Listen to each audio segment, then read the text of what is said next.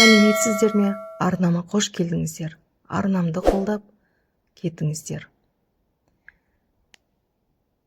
Мен ауылдың қызы едім. Мектепте оқып жүрген кезімнен аздап тұйықтау болып өстім. Көшеге шығып би кештеріне баруды да әдетке айналдырмағанмын. Құрбыларым түннің ортасына дейін қыдырып жүргенде мен үйдегі шаруаларыммен болып ұйқыға кететінмін.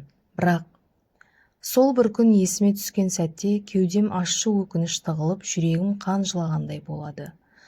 Бір күні әдеттегідей үйде отырғанмын. Қоярда қоймай жалынып шақырып алған соң құрбымның үйіне бардым. Ол менің бірер жас үлкендігі бар еді. Барсам бет-аузы қожыр-қожыр, жасы 30-дан асып кеткен дәу жігіт үйінде отыр екен. Құрбым үстелді үстін жайнатып жіберіпті. Жайшылықта көрінбейтін тәтті дәмді мен коньяктар үстел үстінде самсап тұр. Аузым ашылып қалды. Сол үйде отырып біраз әңгімелестік. Сосын олар мені күштегендей болып коньяк ішкізді. Ақыры аз-маз масайып қалған мен құрбым әлгі дәу жігітке шығарып беріпті. Сөйтсем, мен сорлыны сол жігітке берудің амалын осылай тапқан сияқты. Дәл осы күннен бастап мойныма ілінген қыл арқанға байланып кете бардым.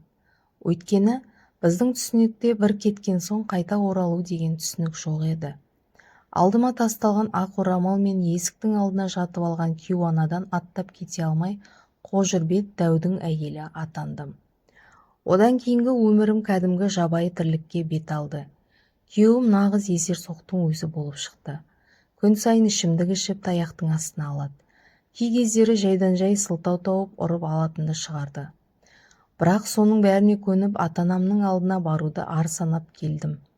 Таяқ жегенімді айтып көмек сұрайын десем, жан жоқ.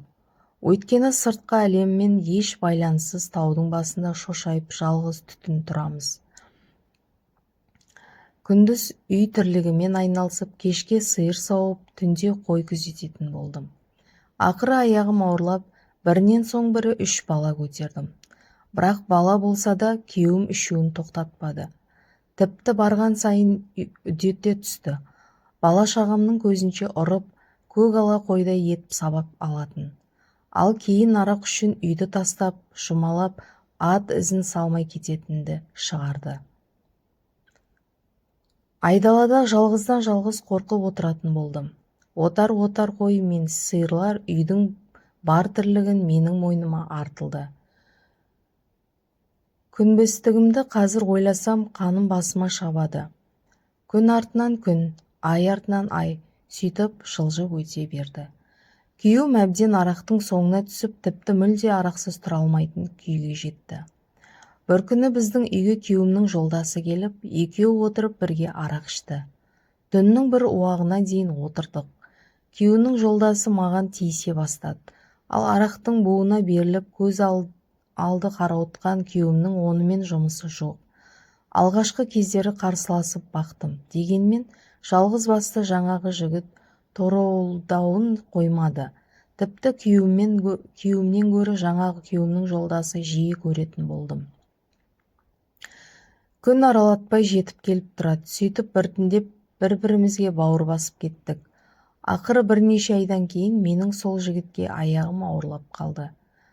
Алдырып тастауға қимай жүргенде бұл істі күйеуім де естіп қалған. Бұрынғы ма, таяқтың астына күнде алатынын шығарды. Әбден зықым шығып 4 баламен не істерімді білмей дал болдым. Күйеуім қазір сау адам емес. Әбден тістері мүжіліп, қартайып, айықпайтын ауруға тап болған. Үйдің шаруасы мен малға қарайтында өзім болдым.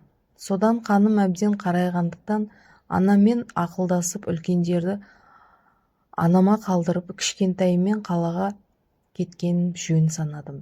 Күйеуімен кеш болса да ажырасуды жөн деп таптым.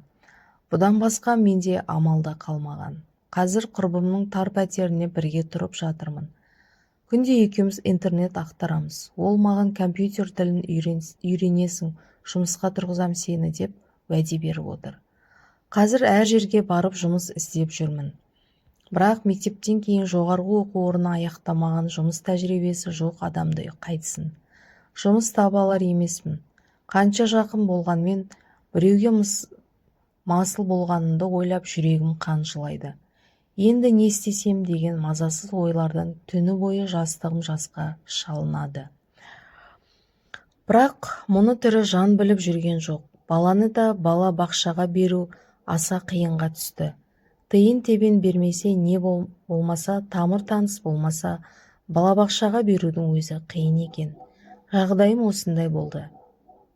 Құрметті оқырманым, не істеуім керек, қандай ақыл қосар едіңіздер? Менің әбден басым қатып кетті. Басым ауған жаққа кетіп қалғым келеді. Әттең балаларымды қайтемін.